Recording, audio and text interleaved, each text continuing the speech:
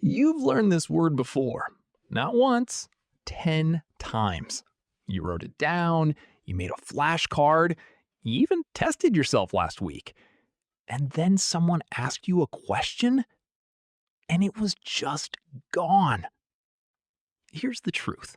Your memory is not broken. You just learned the word the wrong way. Stay with me for the next few minutes, and I'll show you the real fix. One that actually works. Let's get started. The word you've learned 10 times already. You wrote it down. Maybe you made a flashcard.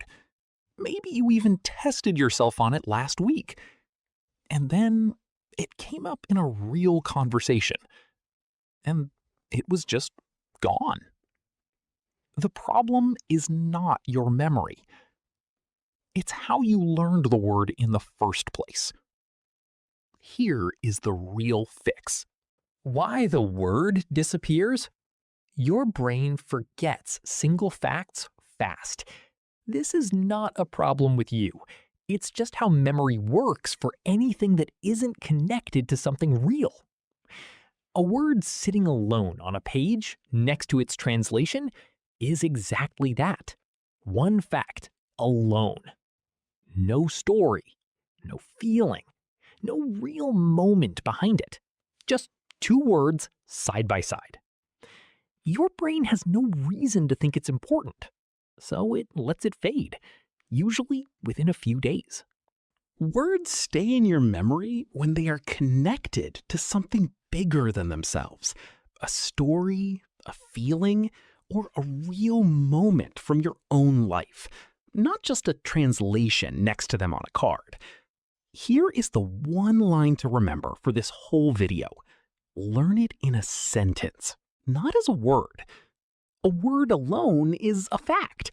A word inside a sentence about your real life is an experience, and experiences are exactly what your memory is built to hold on to.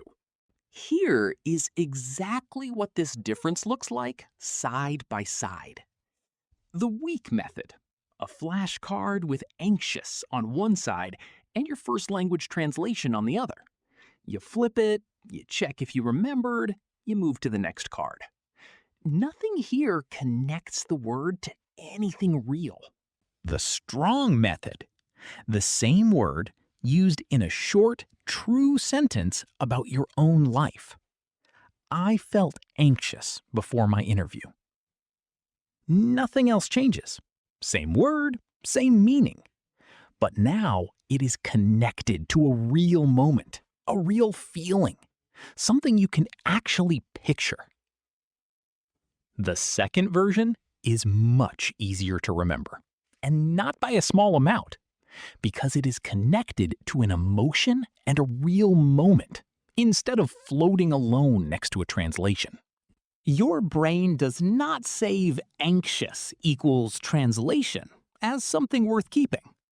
But it does save the time I felt anxious before my interview as a real memory, and the word travels along with it for free.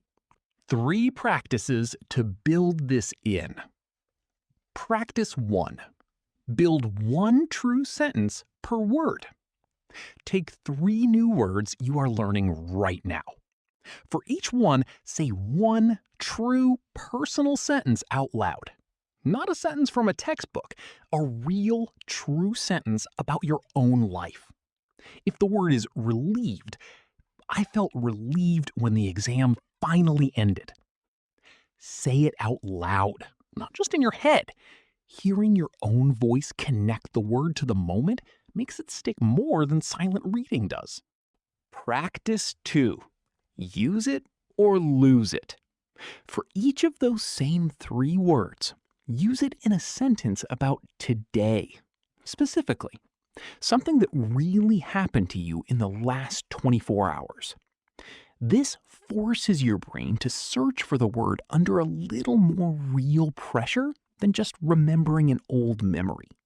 Closer to what a real conversation actually needs from you. Practice 3. Use it 3 ways. Take one word and use it in 3 different sentences, in 3 different situations. One about work, one about a relationship, one about something small like traffic or the weather. This teaches your brain that the word is flexible and reusable in many different situations, not tied to just one sentence you memorized. This is exactly how a word becomes truly usable in conversation, instead of only recognizable when you happen to see the one example you studied. Guess the word from the story. Here are 2 words, only in a story, no translation. Try to guess the meaning before I tell you.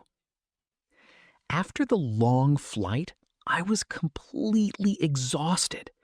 I just wanted to lie down and sleep for 12 hours. She gave me a skeptical look when I said I'd finish the whole project in one day, like she didn't quite believe me. If you guessed very tired and doubtful, not quite believing something, you got it. And notice, you didn't need a translation to understand it. You used the story around the word instead.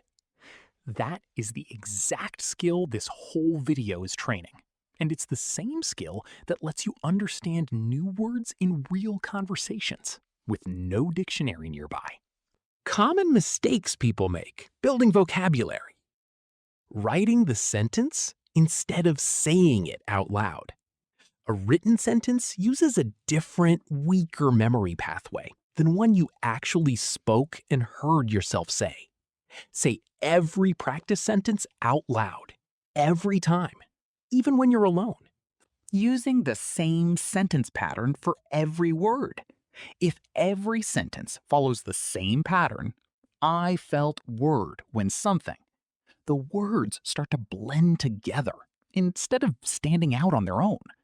Change the pattern and the situation, like practice 3 does, so each word gets its own clear memory, not one that's easy to confuse with another. Trying to learn too many words at once with this method is slower per word than a plain translation flashcard, and that is the trade-off. A smaller number of words learned this way beats a big pile of words learned the fast, easy to forget way. 5 real words a day, done properly, beats 30 words skimmed and forgotten by the weekend. Never coming back to old words in new sentences. A word you built one sentence for last month can fade if that is the only place it ever lived. Bring old words back sometimes and build a brand new sentence for them in a different situation. This is what keeps a word flexible and available long term, not just remembered once. What really changes after a few weeks? In the first few days, this method will feel slower than just reviewing a flashcard app. Building a real sentence takes more effort than flipping a card. This is expected. It does not mean it's not working. By the end of the first week, you will probably notice that words learned this way come back to you on their own, in conversation, without trying hard. While older words you learned as plain translation pairs keep slipping away at the same rate they always did. This difference is the real proof that it's working, and it's usually the point where people stop doubting the method. By 2 to 3 weeks in, most people find that the habit itself gets faster. Building a personal sentence stops feeling like an extra chore and starts feeling like the natural way to learn any new word. This is the point where it stops being a technique and just becomes how you study. A simple week to build this in. Days 1 to 2, pick 3 new words. Build one true personal sentence for each, out loud, using practice 1. Days 3 to 4, come back to those same 3 words with practice 2, a new sentence about something that happened that specific day. Day 5, pick one of the 3 words and do practice 3. 3 different sentences, 3 different situations. Day 6. Add 3 brand new words, doing practice 1 for each. Day 7.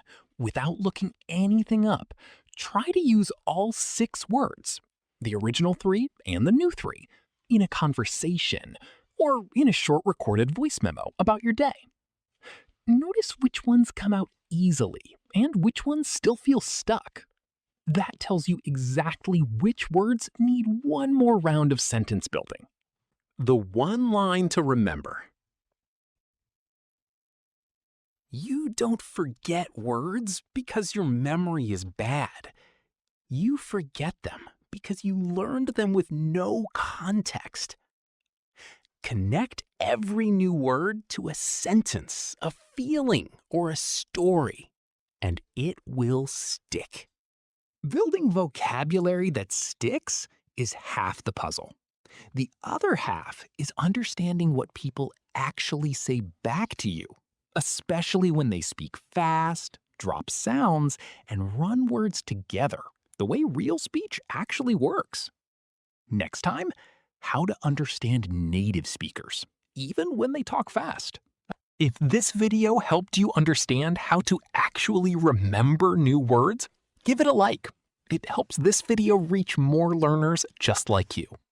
And if you want to keep building your English step by step, subscribe and check the next video in our speaking skill playlist.